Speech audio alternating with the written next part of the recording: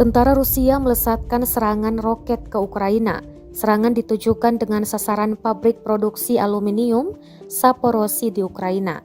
Angkatan bersenjata Federasi Rusia terus menyerang wilayah Ukraina dengan senjata dan rudal berteknologi canggih. Terbaru dikabarkan pabrik produksi aluminium Zaporozhye di Ukraina menjadi sasaran roket. Dalam rekaman yang beredar pada Rabu 27 April 2022, nampak warga panik dan lari menyelamatkan diri.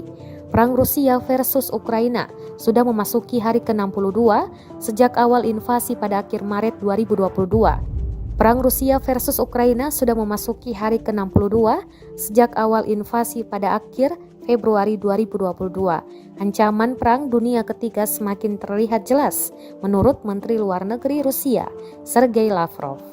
Еще одна. Вот. Вот.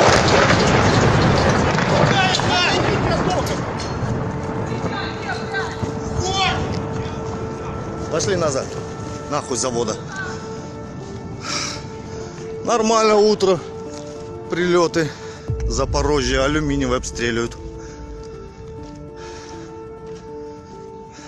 Terima kasih sudah nonton. Jangan lupa like, subscribe, dan share ya.